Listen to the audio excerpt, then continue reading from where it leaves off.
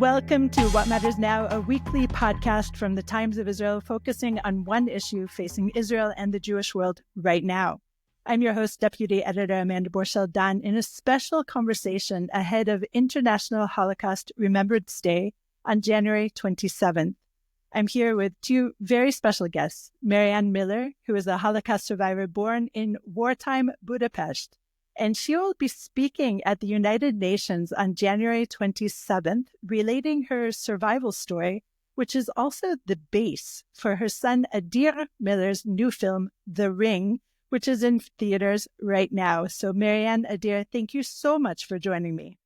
Thank you. Thank you so much.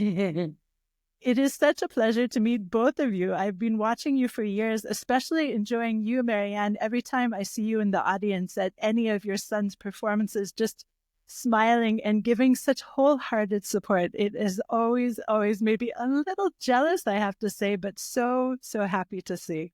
Thank you so much. She was Really? my first audience. When I started, she was the first person in the theater, she and my father, of course, and she still comes to the shows. It's really wonderful to see. And in fact, the new movie, The Ring, is based on Marianne's story, but I don't want to give away too many spoilers. So it's a bit of a tricky situation. So I'm going to ask you different questions, not necessarily about your life story. And Marianne, I understand that you led Israel's March of the Living delegation last year. And at that time, you said it was also your dream to address the United Nations in New York. And that's a really strange dream to have. So I just wonder, why was this your dream? I tell you the truth why. Because for years, I haven't spoken about the Holocaust. Nobody knew, even among my best friends, that I was a Holocaust survivor or a Holocaust child. Because next to me and behind me were my parents and my grandparents that have gone through such a cruel way the Holocaust, and I was a baby, so even if I suffered, I don't remember. I didn't feel I had the right to come ahead and say I am a Holocaust survivor. But when everybody left, and when my mother, that I was so attached to her, closed her eyes, I woke up in the morning and literally I felt that everyone was standing around me and saying, "Get up, it's your turn now, don't hide anymore. You are the only one in our family that is left and can say in first pronoun, I have been there. It happened. It didn't happen in the Middle Ages. It happened only 80 years ago." And I got up, and maybe not on the following day, but 2 or 3 days after, I started to go everywhere that I was called. I live in a city, I was called to a different city. There were only 7 children in a youth movement wanted to hear me. And I went there, and it became the mission of my life. I felt that I don't have so much time. I have to make up for all the time that I haven't spoken about the Holocaust in the name of everybody, or that I lost all my family in Auschwitz, or they were shot in the Danube. And since then, I am speaking all the time, and I became a well-known speaker in Israel, and I was in Yad Vashem, and I was in the army units, and in many different, very important places. And my ambition always grew at not my personal ambition. At my age, I don't want to do a career. The ambition to speak everywhere till God have given me the physical power and the voice to speak. And my biggest dream was the United Nations. It was a symbol, it was a symbol for me to tell the world, to tell the world that in the beginning I was supposed to speak 45 minutes, then just reduced it to 10 minutes. So all the time I am exercising at home how to say one more word and tell the truth. And I really feel that everyone in heaven is smiling at me, and I don't feel bad anymore that I have kept quiet so many years. This is my personal story. It is true that the United Nations is such a huge symbol, but it's also not necessarily a friendly symbol right now for Israel. And Adir, that's something that you somewhat touched on in your movie, that those nations that aren't necessarily friendly could perhaps be swayed along the years. Hungary is the nation that right now, of course, is a great friend to Israel in terms of diplomatic relations, but the past is hidden just slightly under the surface. And the little bit that you scratch, you can find, of course, the sins of the past just out loud and even proud. I know my brother-in-law, for example, was in Budapest just a couple of weeks ago in a flea market and saw all sorts of Nazi paintings just right out there, right for sale. And did you find that when you went to Budapest that the anti-Semitism is just under the surface? There is the new anti-Semitism and the old anti-Semitism. I felt in Budapest that the new anti-Semitism doesn't exist there. There is no propaganda for the Palestinians. I didn't saw people on the street calling from the river to the sea, this kind of stuff.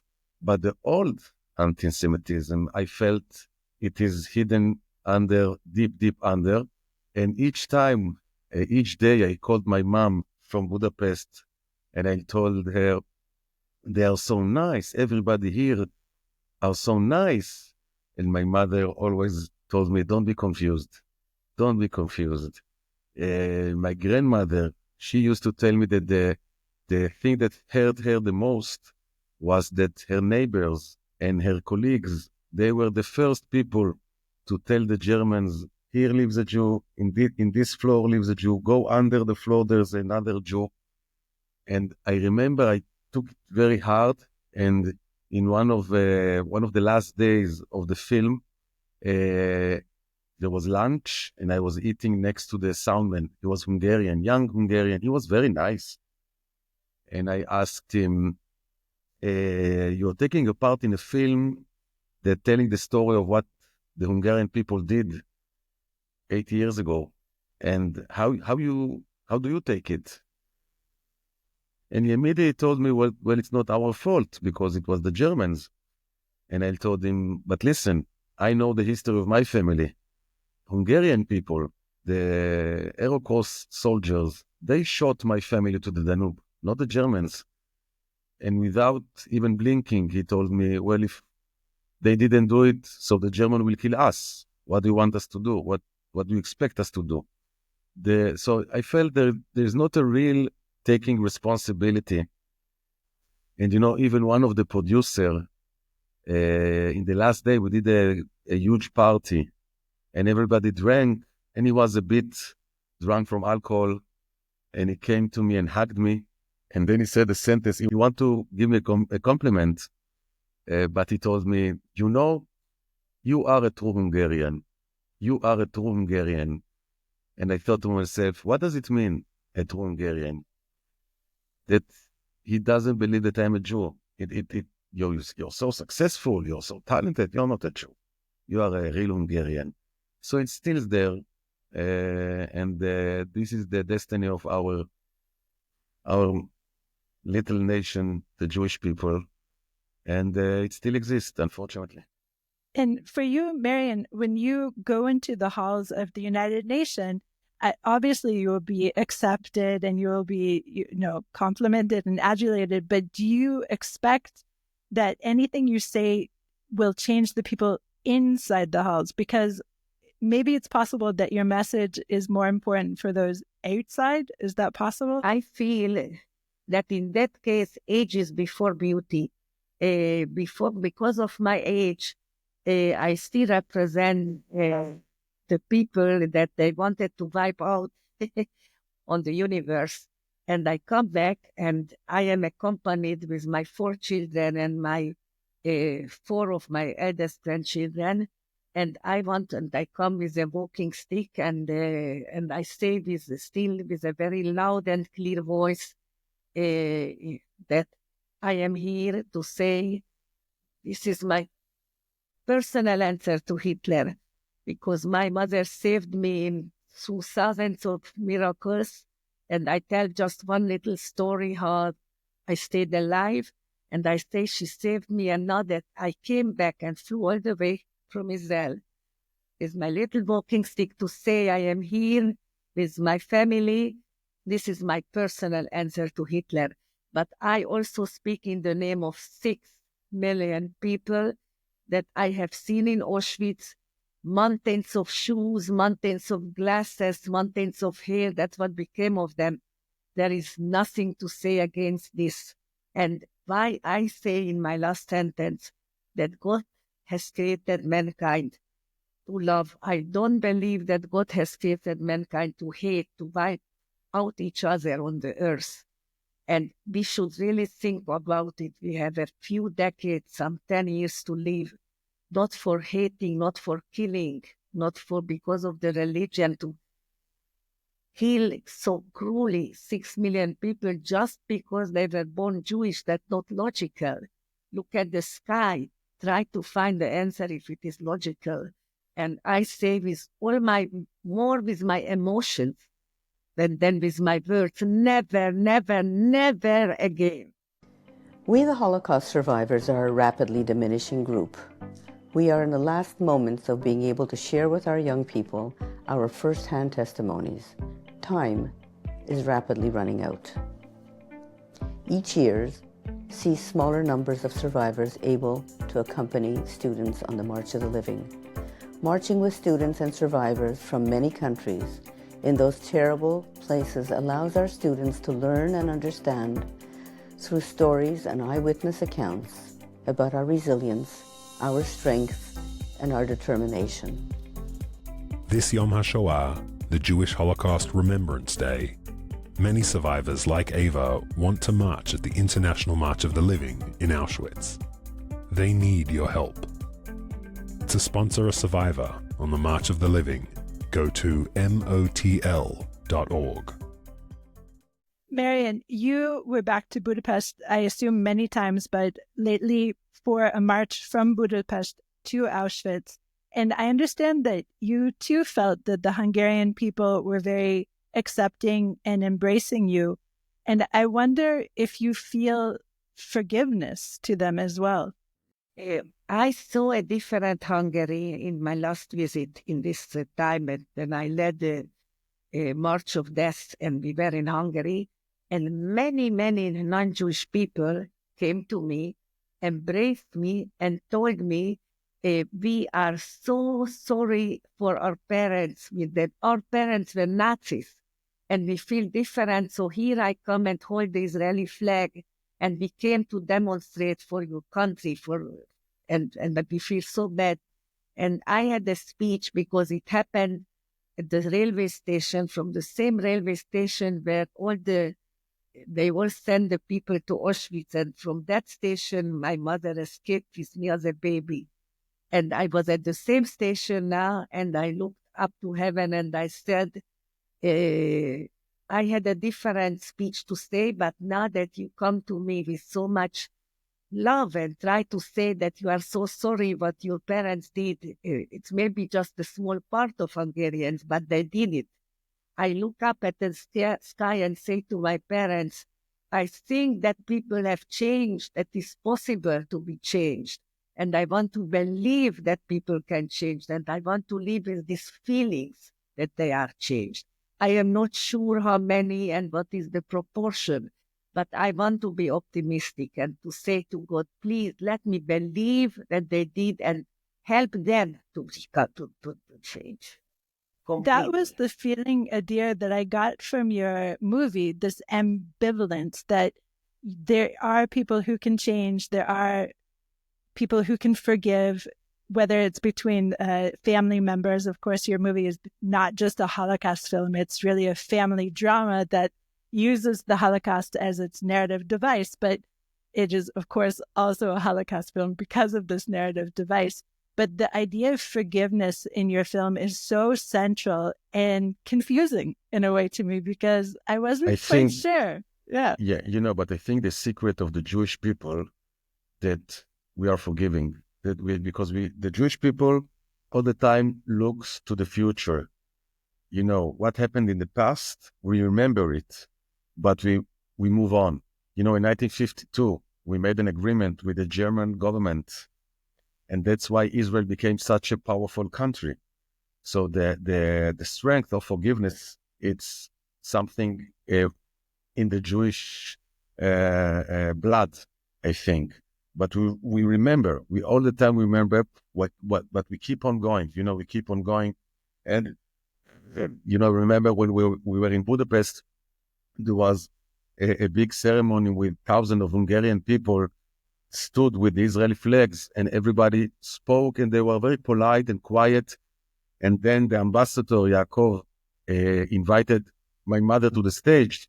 He told the Hungarian people, a few months ago, there was a director here. His name is Adir Miller, and he made a movie about the Holocaust, about a little baby in the Holocaust. And this little baby now, she's with us, and let's call her. And my mother went on stage, and the Hungarian was very polite and quiet.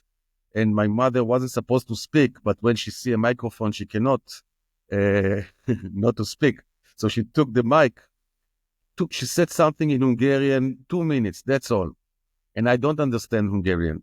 But the crowd immediately, like a fire, they applaud, and they like a different crowd, like different people. And when she went off stage, I told her, what did you tell them?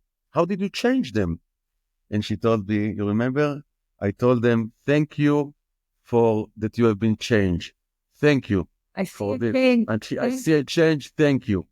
And suddenly, because all the time everybody blames them. You did this and you did this.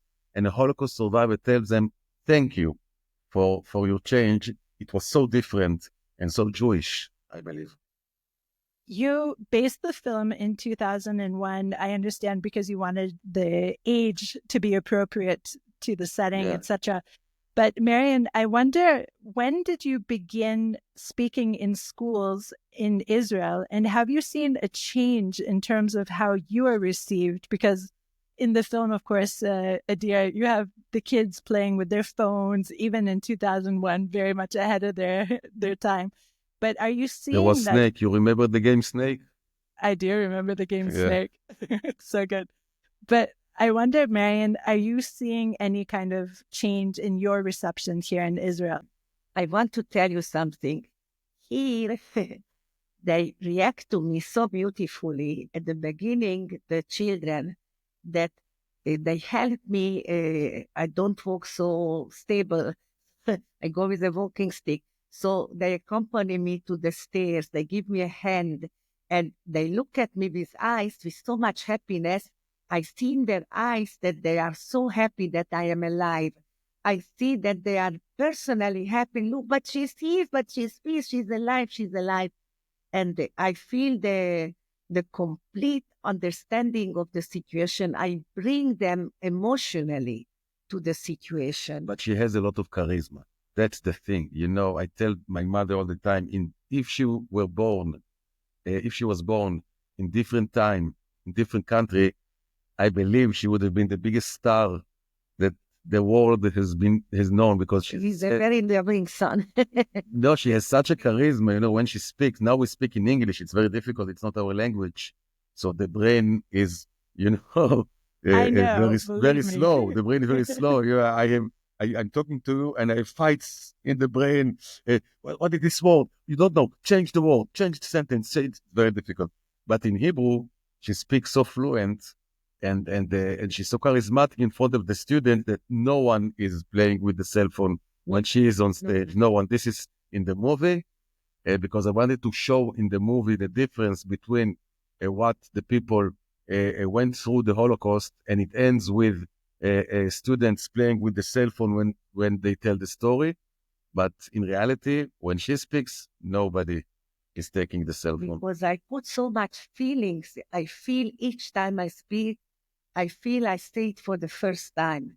And each time when my mother begs from the Nazi for my life, that she ran out from the line from the march, when the destination was Auschwitz direction, the railway station, and all the women with their babies, there was a special time for each transport. This was a transport for the mothers and the babies. Then my mother tore off the yellow star, ran out of the line, and she hid under the gate. The gates were closed, and a young Nazi Hungarian soldier ran after her and swearing at her and pointing his gun at her chest and saying, I'm going to kill your baby and then you will join the line. There is no bigger crime imaginable than tearing off the yellow star. And then she took off her wedding ring. All she had on herself was a very thin golden ring that it was so thin that it had no value. They didn't even take it off from her finger. And she started like fire in her, going to hypnotize this young Nazi and telling her, look, you can take all the jewelry in the world, diamond, silver, gold, but all has blood on it. You killed, you murdered, and you took it. Nobody saw me, but you let me. This little baby did nothing to you. She's sleeping peacefully on my arm. Let me go and I will give it to you. You take this thing, it's shining. There is no murder on it, no blood on it. It will bring you blessing. You will be able to say, I didn't kill. I got it as a present. And the Nazi was turning around the ring, around his finger, trying to understand her words. And in this very little minute, she ran away with me. And maybe he was connected to one little cell of humanity or mercy in himself. And then we were saved. And when I speak about it, I all the time feel how my mother felt and what she went through. And each time, words you can't repeat, that emotions are always in you. So each time I speak about it, I feel again like it is the true situation, that how my mother felt, and I have to tell about it. And each time I tell about it, I say a score for her about saving my life. So I am here and I can talk about it. It's a big privilege. This is the least that I can do in the name of those that can't talk anymore. And that's why I always speak with feelings, and feelings always talk to people. To feelings, they react. Feelings are never boring. Feelings of sadness and tragedy, of course, but alongside that, there's a lot of laughter in your life, obviously, with your son, but also in the film. And I thought it was a really wonderful juxtaposition, putting them together side by side. The humor, not always dark, but often, of course, and the sadness and the tragedy, because, of course, you can learn so much from both. And one of the themes in the film, of course, is the son, Adir, you play the son, saying to the mother, Tipi, what is the name of the actress? Tiki Dayan. Tiki Dayan, yes, Tiki Dayan, who was fantastic, I thought. Fantastic. And Tiki Dayan at first seems to really say, no, you shouldn't be laughing at everything. But the sentence that comes back again and again is that it's okay to laugh at everything. And I wonder, Adir, first of all, do you think that's actually true? And how have you gone through life in relating your mother's story, your family's story, with that in mind? I'm a comedian, okay? And we are a family that humor is everywhere around us. And for me, humor is my second language. So for me, humor, when you put humor on something, it doesn't mean you mock about it. It means that you see the funny thing next to it. My role in life, when people go on the street and there is a piece of humor on the floor, they don't notice. They move on. I stop and I noticed and I say, hey, there's a piece of humor. Let's take it. And my mother is one of the most funniest women I know. She's also very, very funny. So humor is all around us all the time. And my grandmother, which she is the character in the film, she was also very, very, very funny. So that's our way of life. And I knew that if I'm making a movie about the Holocaust, it doesn't mean that there will be no humor in this movie. And I grew up with a very special grandmother, and she used to tell me her stories. And it seems for me, she told the story and it was different for me, different story than other stories that we know from Holocaust survivors. Her story, she told the story, and I saw like a Hollywoodic scenes. And I knew that someday I will do something with these stories. But I knew that I don't want to do a heavy movie, a dark movie about the Holocaust. I want to do a different movie, a movie that respects the Holocaust, but there is a lot of humor, there is a lot of relationships, and there are a lot of, kibud aveim, how do you say? To Respect honor for the parents. parents. Yeah. Respect the parents, Mhm. respect Yeah. the parents. And that's why I gave all the jokes to Tiki, all the jokes is she telling I wrote the jokes, but she's telling the jokes in the movie, and she's so funny. And when she speaks about the difference between the Ashkenazi and the Sephardi in Israel, there is one of the funniest scenes that she fails and she broke her hip. Yeah. She broke her hip, and I tell her what happened, and she says that's the destiny of the Ashkenazis. One day we fell and we broke the hip. And I say, don't say like this, Mom. Don't tell me. She says, do you know a Yemeni old man that fall and broke his hip? Never. The Yemeni fall, immediately he does a Yemeni dance, and it comes back. And to see the audience in the cinemas laughing so loud in this part, and a minute after crying, I think that's the secret of the movie, that all the way you laugh and cry, and you laugh and cry. And in the end, I think the audience feel that they saw a very important movie. And, the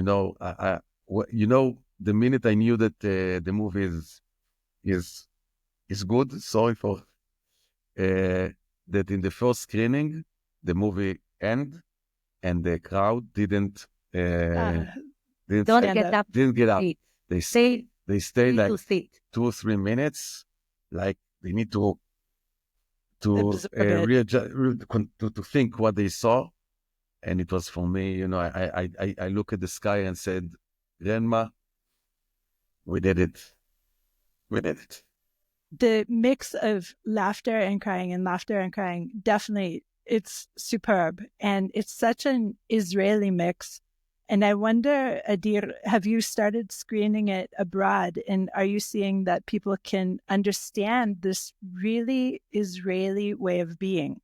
In all my career, there's one thing I'm telling myself. I'm like a horse in his lane, and there is like this thing on the horse's eyes.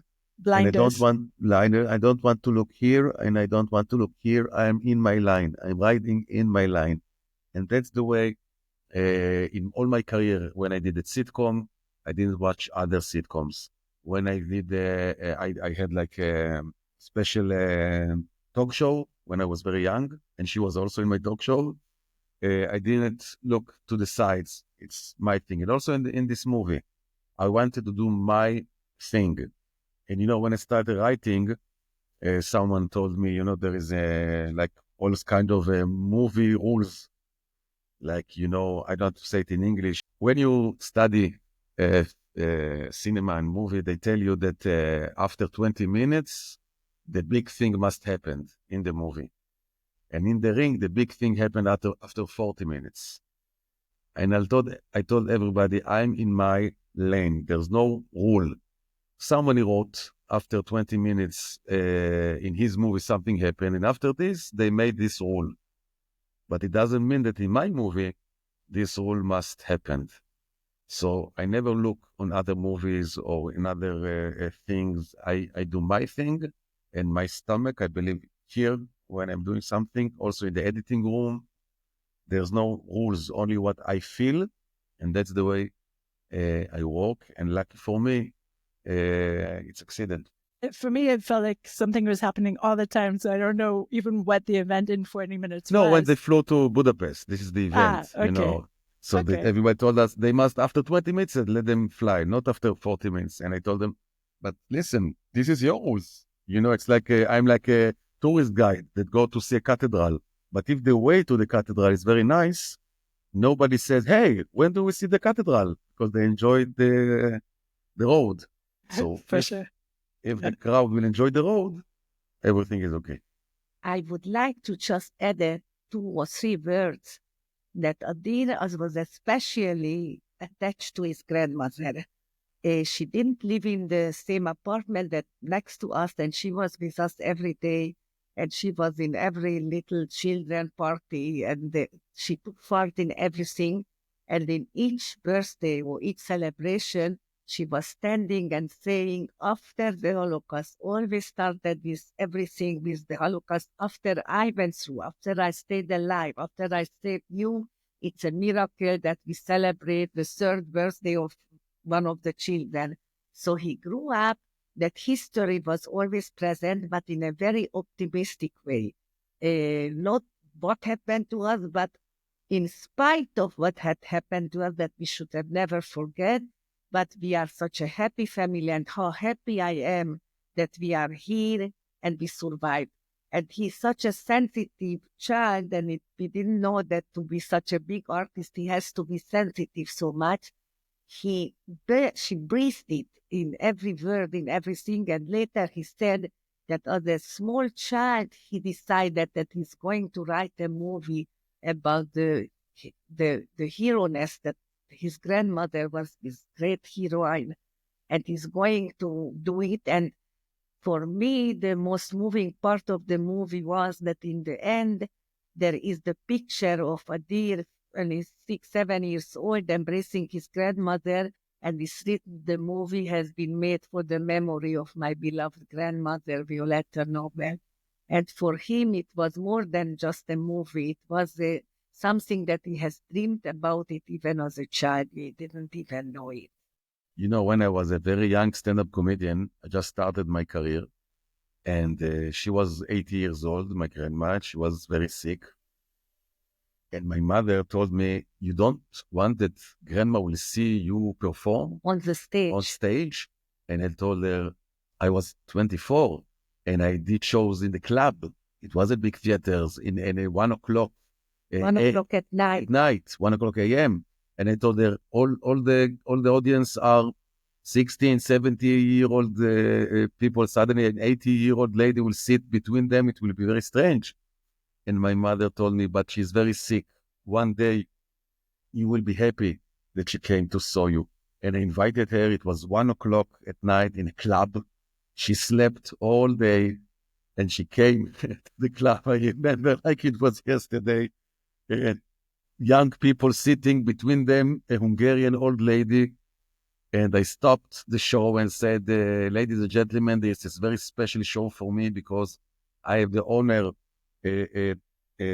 My grandmother is sitting here in the audience, and this is the most important woman for me. She's with us, and everybody applaud her. And she did like this. And after that, she told me, maybe I should have given a speech or something. And, you know, and the day after I came home, and there was a letter on my pillow. And in the letter, she wrote, for me, when I was yesterday in your show, you are my answer to Hitler. Because everybody is for her, her grandson is a comedian that everybody laughs. And, you know, and she wrote there about my future. You know, you will be big, you will be successful, everybody want to see your show. And when I read these letters, I thought, yeah, it's a loving grandmother, but, you know, she's dreaming. And she was right. Everything she wrote happened. I also want to say, because this is something that he doesn't say about himself, so I have to say that when few weeks after she had been in his show, she was already in the hospital, and there was a big hall. All the sick people were in a big hall, and at the door were standing the doctors and the nurses, and everybody was crying, and all her grandchildren and children were around her, and Adir was already known, and he was feeding her and saying her, you see, a spoon of those strawberries, she loves strawberries, and I will tell you a joke. 1 spoon of strawberry, I will tell you a joke. And my daughter, her name is Corinne, she was the youngest, and she loved to dance. And when she was little, the grandmother always asked her to dance when there were guest dance. But when she grew up, she was a teenager. Of course, she didn't want to. She came in an army uniform, and in the middle of the room in where all the sick people were lying, she started to dance. Look, I am dancing. Take a spoonful. And he, please, and there was a show in the hospital. No, and she was deeply touched. And I want to tell you our feelings. I always say in my speeches too, I really felt that God sent down a carriage in the colors of blue, red, silver, and gold with 6 white horses that they took her to heaven. And she's protecting us from heaven, because I say that mothers don't leave, they just change address. And she left happily. I always felt that she did her mission, and she left such a happy family behind. And she didn't know then that Adir is #1 comedian and #1 artist after this movie in Israel. But I feel that she knows it. And you asked me how I feel about my invitation to the United Nations. I feel mainly that all those in heaven are happy about it. And that makes me so happy that they look down and see it. And they are proud of us, all of us, that we go, and all the family goes, to show how important it is to us. Marianne, Adir, you've showed me such love between the two of you, and such love for your grandmother, mother, child. It's really made me feel so great. I no longer have a grandmother or a mother, and so just to see this again live is just so wonderful. And we see it in the film as well. So I really recommend everyone, please go out and see this film.